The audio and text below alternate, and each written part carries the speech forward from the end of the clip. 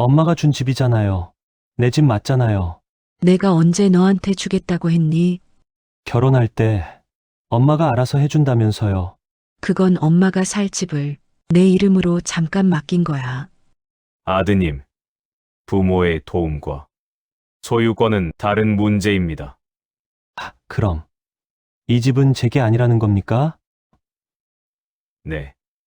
부모의 희생은 법적으로 증여가 아닙니다. 그날 집은 돌아왔지만 아들은 사라졌습니다. 이 나이에 이런 이야기를 꺼내도 되는지 모르겠습니다. 그래도 누군가는 들어주길 바라는 마음으로 조심스럽게 제 이야기를 시작해 보려 합니다. 제 이름은 박정순입니다. 1953년 전라남도 해남에서 태어났고 올해로 73이 되었습니다. 요즘 제 하루는 참 조용합니다. 아침에 눈을 뜨면 텔레비전 소리도 없고 누군가 부르는 목소리도 없습니다. 이 조용함이 편안할 때도 있지만 어떤 날은 숨이 막히도록 외롭습니다. 사람들은 나이가 들면 외로움에 익숙해진다고 말합니다. 하지만 저는 아직도 그 말이 잘 이해되지 않습니다. 외로움은 익숙해지는 게 아니라 그저 참고 견디는 것이라는 걸 이 나이가 되어서야 알게 됐습니다. 제가 태어났던 집은 넉넉하지도 안정적이지도 않았습니다. 부모님은 늘 먹고 사는 걱정으로 바빴고 아이였던 저는 그 걱정을 덜어야 하는 존재였습니다. 초등학교를 다니다가 집안 형편 때문에 학교를 그만뒀습니다. 책가방 대신 시장 바구니를 들었고 연필 대신 설거지 수세미를 잡았습니다. 그땐 그게 억울하다고 생각할 겨를도 없었습니다. 다들 그렇게 살던 시절이었으니까요. 배우지 못한 게 부끄러운 것도 아니었고 참고 견디는 게 당연하던 시대였습니다. 어린 나이에 일하는 게 힘들었냐고 가끔 묻는 사람들이 있습니다. 솔직히 말하면 힘들었는지도 잘 모르겠습니다. 힘들다고 말할 수 있는 여유조차 제게는 없었으니까요. 그저 하루를 무사히 넘기고 집에 쌀 한 대라도 더 가져오는 게 그때 제 삶의 전부였습니다. 그렇게 저는 어린 시절부터 참는 법을 먼저 배운 사람이 되었습니다. 그리고 그 습관은 제 인생이 끝날 때까지 저를 따라다니게 될 줄 그땐 미처 알지 못했습니다. 20살이 되던 해에 저는 결혼을 했습니다. 지금 생각해보면 너무 이른 나이였지만 그땐 다들 그렇게 살았습니다. 남편은 항만에서 일하던 사람이었습니다. 아침마다 해 뜨기 전에 집을 나서서 짐을 나르고 해가 질 무렵에야 돌아오는 사람이었지요. 손에는 늘 굳은 살이 박여 있었고 작업복에서는 쇠 냄새와 바닷내가 섞여 났습니다. 말수가 많은 사람은 아니었지만 성실했습니다. 술을 마셔도 큰 소리 내는 법이 없었고 월급을 받는 날이면 꼭 제 손에 봉투를 쥐어주며 말했습니다. 살림 잘 부탁해. 큰 꿈은 없었습니다. 그저 굶지 않고 비 오는 날 새는 집이 아니면 그걸로 충분했습니다. 서로에게 바라는 것도 많지 않았습니다. 아들이 태어났을 때 남편은 처음으로 울었습니다. 조심스럽게 아이를 안고 한참을 내려다보더니 이놈은 내가 지켜야지. 그렇게 말했습니다. 그 말이 평생 갈 약속이 될 줄 알았습니다. 하지만 인생은 사람 마음대로 흘러가지 않았습니다. 남편이 쉰을 조금 넘겼을 무렵 항만에서 사고가 났습니다. 무거운 화물이 떨어졌고 그 아래에 남편이 있었습니다. 병원에 도착했을 때 남편은 이미 말을 하지 못했습니다. 산소호흡기에 의지한 채 가느다란 숨만 쉬고 있었습니다. 며칠 동안 병실을 지켰습니다. 손을 잡고 여보, 나 여기 있어. 그 말만 계속했습니다. 하지만 남편은 끝내 눈을 뜨지 못했습니다. 장례식이 끝난 뒤 집에 돌아와 보니 집이 아니라 텅 빈 방 같았습니다. 아들은 아직 어려 아버지가 돌아가셨다는 사실을 제대로 이해하지 못했고 저는 울 시간도 없이 앞으로를 계산해야 했습니다. 울면 살 수 없고 멈추면 아이를 키울 수 없었습니다. 그날부터 저는 아내가 아니라 가장이 되었습니다. 그리고 그 선택은 다시 돌아갈 수 없는 길이었습니다. 남편을 보내고 난 뒤 제 삶에는 선택지가 없었습니다. 아들을 키우려면 무조건 버텨야 했습니다. 처음에는 동네 식당에 들어갔습니다. 아침 일찍 나가 설거지와 바닥 닦는 일을 했습니다. 손이 늘 물에 잠겨 있어 겨울이면 갈라지고 피가 났지만 그만둘 수는 없었습니다. 식당 일이 끝나면 근처 공장으로 갔습니다. 미싱 보조 일을 하며 실밥을 자르고 원단을 나르고 사람들 뒤치다꺼리를 했습니다.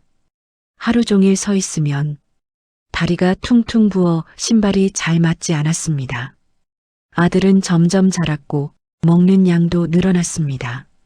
학용품값, 급식비, 체육복값 하나하나가 부담이었지만 아이 앞에서는 내색하지 않았습니다. 엄마, 괜찮아? 그렇게 물을 때면 저는 늘 똑같이 대답했습니다. 괜찮아. 엄마는 튼튼해. 그 말이 나중에는 제 스스로에게 하는 거짓말이 됐습니다. 몸이 점점 망가졌습니다. 허리는 늘 쑤셨고 손목은 밤마다 저렸습니다. 그래도 병원에 갈 생각은 하지 않았습니다. 하루 일당이 빠지는 게 더 무서웠기 때문입니다. 아들이 중학생이 되자 야간 청소일도 시작했습니다. 요양원 복도를 걸레로 닦고 화장실을 청소했습니다. 밤늦게 집에 돌아오면 아들은 이미 잠들어 있었습니다. 그 아이 얼굴을 자는 동안에만 볼 수 있는 날이 점점 많아졌습니다. 그래도 이상하게 그때는 힘들다는 생각보다 다행이다라는 마음이 더 컸습니다. 아들이 굶지 않는 게 다행이고 학교를 계속 다닐 수 있는 게 다행이었습니다. 노후라는 단어는 제 인생에 없었습니다. 그건 여유 있는 사람들 이야기라고 생각했습니다. 그저 하루 또 하루를 넘기는 것, 그게 제 목표였습니다. 그리고 그 목표를 위해 저는 계속해서 제 자신을 뒤로 밀었습니다. 엄마니까요. 아들은 공부를 잘하는 아이였습니다. 선생님들이 학교에 오라고 부를 때면 늘 칭찬부터 들을 수 있었습니다. 어머님, 아이가 참 성실합니다. 그 말을 들을 때마다 제 가슴은 조금씩 부풀어 올랐습니다. 힘들게 살아온 제 인생이 조금은 보상받는 기분이 들었습니다. 중학교를 지나 고등학교에 올라가면서 학원 이야기가 나왔습니다. 처음에는 망설였습니다. 형편이 형편이었으니까요. 하지만 아들은 눈을 반짝이며 말했습니다. 엄마, 나 대학 가고 싶어? 그 한마디에 제 머릿속에서 계산은 끝났습니다. 어떻게든 해보자는 생각뿐이었습니다. 학원비를 마련하기 위해 새벽 청소 일을 하나 더 늘렸습니다. 하루에 4~5시간 자는 게 당연해졌습니다. 몸이 견디지 못할 때도 있었지만 아들 성적표를 볼 때마다 다시 힘이 났습니다. 노후를 위한 적금은 그때부터 하나둘 깨지기 시작했습니다. 보험도 해지했습니다. 나중에 다시 들면 되지. 스스로를 설득했습니다. 그때는 정말로 나중이 있을 거라고 믿었습니다. 아들이 대학에 합격하던 날 저는 혼자 부엌에서 울었습니다. 기쁨과 안도가 뒤섞인 눈물이었습니다. 그래, 이 정도면 됐다. 그렇게 생각했습니다. 그날 이후로 제 인생은 완전히 아들의 인생을 중심으로 돌아갔습니다. 아들이 군대를 가고 복학을 하고 취업 준비를 할 때까지 저는 늘 뒤에서 밀어주는 역할이었습니다. 제 몸은 점점 늙어갔지만 그 사실을 애써 보지 않으려 했습니다. 엄마는 원래 자기 인생을 미뤄두는 사람이라고 그렇게 믿고 살았습니다. 하지만 그 믿음이 언젠가 제 삶을 송두리째 흔들게 될 줄은 그때는 알지 못했습니다. 아들이 30을 넘기고 나서 결혼 이야기를 꺼냈습니다. 상대는 직장도 있고 집안도 무난한 사람이라고 했습니다. 처음에는 그 말만으로도 마음이 놓였습니다. 아들이 혼자가 아니라는 사실이 무엇보다 다행이었습니다. 문제는 그 다음이었습니다. 어느 날 아들은 조심스럽게 말을 꺼냈습니다. 엄마, 결혼하려면 집이 있어야 할 것 같아. 전세는 싫다고 했고 월세는 더더욱 안 된다고 했습니다. 요즘 세상에 집 없는 결혼은 시작부터 불안하다는 말도 덧붙였습니다. 아들이 말한 곳은 수도권 신축 빌라였습니다. 엘리베이터가 있고 주차장이 있고 주변에 학교와 마트가 가까운 곳. 가격을 들었을 때 잠시 숨이 막혔습니다. 3억 8천만 원. 제 인생을 통틀어 만져본 적 없는 금액이었습니다. 아들은 말했습니다. 엄마, 나도 최대한 할게. 엄마가 조금만 도와주면 돼. 조금이라는 말이 얼마나 무거운지 그때는 몰랐습니다. 며칠 밤을 고민했습니다. 남편 사진을 꺼내놓고 혼자 말을 걸기도 했습니다. 여보, 내가 잘하는 걸까? 하지만 결론은 늘 같은 곳으로 돌아왔습니다. 아들 인생의 시작인데 엄마가 발목을 잡을 수는 없다는 생각. 퇴직금을 정리했고 오래 넣어두었던 적금을 해지했고 부족한 금액은 대출로 메웠습니다. 계약서에 도장을 찍던 날 손이 떨려 글자가 삐뚤어졌습니다. 그래도 마음 한구석에는 묘한 안도감이 있었습니다. 아들은 제 손을 꼭 잡고 말했습니다. 엄마, 평생 잘할게. 엄마 덕분에 여기까지 왔어. 그 말을 듣는 순간 모든 걱정이 사라지는 것 같았습니다. 그때 저는 이 선택이 제 노후를 어떻게 바꿔놓을지 전혀 알지 못했습니다. 결혼식이 끝나고 아들은 새로운 가정을 꾸렸습니다. 신혼여행을 다녀오고 집에 짐을 들여놓고 바쁜 일상이 시작됐다고 했습니다. 처음 몇 달은 그래도 연락이 왔습니다. 엄마, 잘 지내? 짧은 안부였지만 그 한마디면 충분했습니다. 저는 괜히 더 묻지 않았습니다. 신혼이라는 게 원래 그런 거라고, 젊은 부부는 둘만의 시간이 필요하다고 스스로를 달랬습니다. 하지만 시간이 지나면서 전화는 점점 줄었고 문자 답장은 하루 이틀씩 늦어졌습니다. 명절이 다가와도 미리 연락은 없었습니다. 제가 먼저 전화를 걸면 아들은 늘 바쁘다는 말부터 했습니다.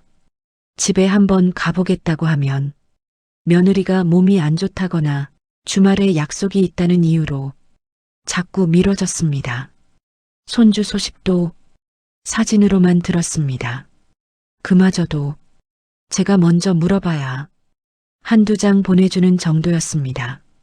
이상하다는 생각은 들었지만 괜히 제 마음이 예민한 것 같아 아무 말도 하지 않았습니다. 엄마가 서운해하는 모습은 자식에게 부담이 될까봐 늘 숨겨왔으니까요. 그러다 어느 날부터 연락이 올 때는 거의 돈 이야기뿐이었습니다. 대출 이자가 부담된다, 생활비가 빠듯하다, 갑자기 쓸 일이 생겼다. 그럴 때마다 저는 통장을 열었습니다. 잔고를 확인하고 보낼 수 있는 금액을 계산했습니다.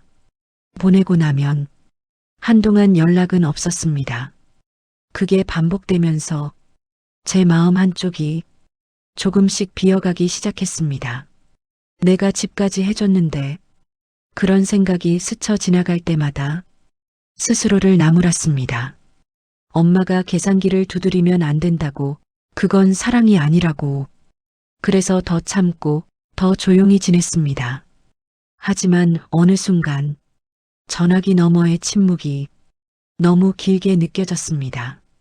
그때부터 저는 처음으로 혼자가 되었다는 느낌을 분명히 자각하게 되었습니다. 어느 순간부터 아들은 전화를 받지 않았습니다. 문자를 보내도 읽은 표시만 남아있을 뿐 답장은 오지 않았습니다. 처음에는 휴대전화가 고장 난 건 아닐까, 회사 일이 많이 바쁜 건 아닐까, 별 생각을 다 해봤습니다. 하지만 며칠이 지나고 일주일이 지나도 상황은 달라지지 않았습니다. 제가 아프다는 이야기를 문자로 남겼을 때도 아무 반응이 없었습니다. 병원에 다녀왔다는 말도 검사 결과가 좋지 않다는 말도 그저 제 혼잣말처럼 허공에 남았습니다. 그때부터 밤이 길어졌습니다. 잠을 자려고 누우면 별 생각이 다 들었습니다. 내가 뭘 잘못했을까? 말을 너무 아꼈나? 아니면 너무 많이 도와줬나? 답 없는 질문만 머릿속을 맴돌았습니다. 생활은 점점 빠듯해졌습니다. 일할 수 있는 곳도 예전처럼 많지 않았고 몸은 확실히 예전 같지 않았습니다.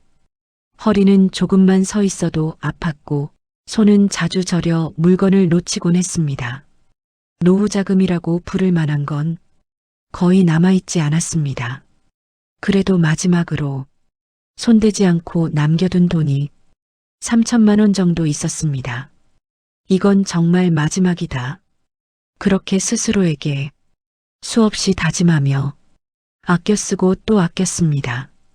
그러던 어느 날 전화 한 통이 걸려왔습니다.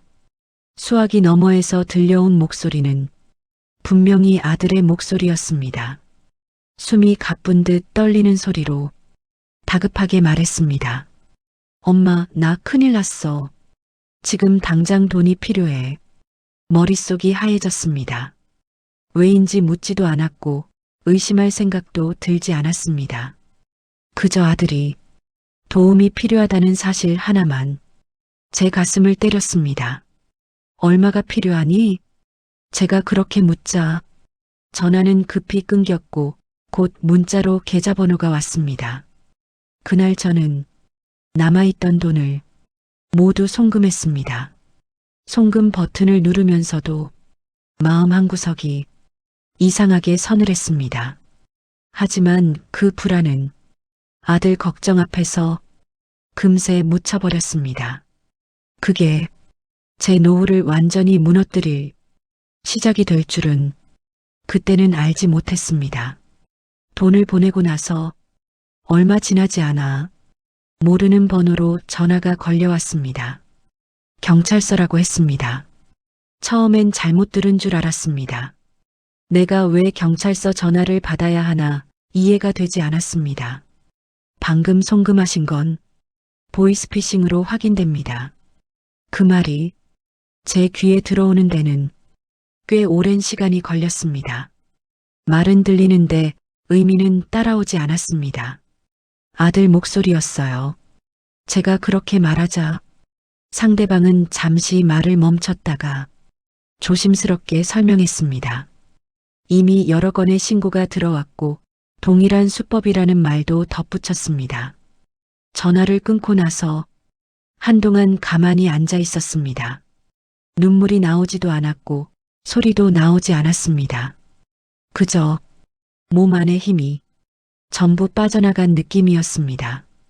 얼마나 지났는지 모릅니다. 이웃이 문을 두드리는 소리에 정신을 차렸고 그대로 병원으로 실려갔습니다. 병실 천장을 보며 처음으로 이런 생각이 들었습니다. 이제 나는 정말 아무것도 없구나. 아들은 그날도 연락이 없었습니다. 제가 쓰러졌다는 소식도 병원에 있다는 사실도 전해지지 않았습니다. 그게 가장 아팠습니다. 돈을 잃은 것보다 속았다는 사실보다 아들이 제 곁에 없다는 현실이 훨씬 더 견디기 힘들었습니다. 퇴원하고 집으로 돌아왔을 때 집은 너무 조용했습니다.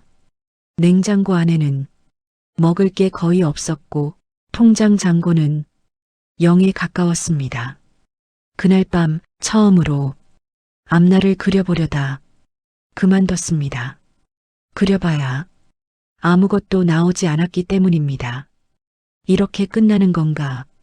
그 생각이 머릿속을 떠나지 않았습니다. 며칠 뒤 몸을 추슬러 밖으로 나섰습니다. 집에만 있으면 숨이 막힐 것 같았기 때문입니다. 그렇게 아무 생각 없이 걷다가 노점 앞을 지나게 됐습니다. 그리고 그 순간 제 인생을 다시 흔들 사건이 일어났습니다. 집에만 있으면 숨이 막힐 것 같았습니다. 생각을 멈추고 싶어서 그냥 걷고 또 걸었습니다. 노점 앞을 지나던 순간 갑자기 눈앞이 번쩍했습니다. 브레이크 소리와 함께 몸이 앞으로 쏠렸고 그 다음 기억은 바닥에 차가운 감촉뿐이었습니다. 사람들이 모여들었고 누군가 제 이름을 묻는 소리가 아득하게 들렸습니다. 정신을 차리고 보니 중년의 여성이 제 손을 붙잡고 있었습니다. 새하얗게 질려 있었고 계속해서 미안하다는 말만 되풀이했습니다. 그 사람은 곧바로 119를 불렀고 구급차에 함께 탔습니다. 병원에 도착해서도 제 곁을 떠나지 않았습니다. 검사를 마치고 나서 그 여자는 조심스럽게 말했습니다. 제가 책임질 수 있는 건 끝까지 책임지겠습니다. 치료비는 물론이고 입원비와 약값까지 모두 본인이 부담했습니다. 그게 당연한 일이라고 담담하게 말했지만 저에게는 낯설 정도로 성실한 태도였습니다. 며칠 뒤 그 사람은 제 병실을 찾아와 자기소개를 했습니다. 변호사라고 했습니다. 이름을 밝히며 괜히 격식을 차리지 말라며 웃어 보였습니다. 그날 저는 처음으로 누군가에게 제 이야기를 처음부터 끝까지 했습니다. 남편 이야기, 아들 이야기, 집 이야기, 그리고 보이스피싱까지 말을 하다 보니 눈물이 멈추지 않았습니다. 그 사람은 중간에 끼어들지 않았고 그저 조용히 들어주었습니다. 이야기가 끝났을 때 그 변호사는 한참을 생각하더니 조심스럽게 질문을 했습니다. 어머님, 그 집을 아들에게 증여하신 건가요? 아니면 맡겨두신 건가요? 그 질문 하나에 제 가슴이 덜컥 내려앉았습니다. 그동안 한 번도 그렇게 생각해 본 적이 없었기 때문입니다. 저는 그냥 엄마로서 도와준 거라고만 생각해 왔습니다. 그 변호사는 천천히 설명해 주었습니다. 법에서는 부모의 희생을 당연한 것으로 보지 않는다는 것, 그리고 제 선택이 되돌릴 수 없는 건 아닐 수도 있다는 말을요. 그날 이후로 제 인생에는 아주 작은 변화가 생겼습니다. 처음으로 혹시라는 단어를 마음속에 품게 된 것입니다. 변호사를 만난 뒤로 제 인생은 조금씩 다른 방향으로 흘러가기 시작했습니다. 처음에는 소송이라는 단어가 너무나 두려웠습니다. 법원이라는 곳도 재판이라는 절차도 저와는 전혀 어울리지 않는 세계처럼 느껴졌습니다. 하지만 그 변호사는 차분하게 하나하나 설명해 주었습니다.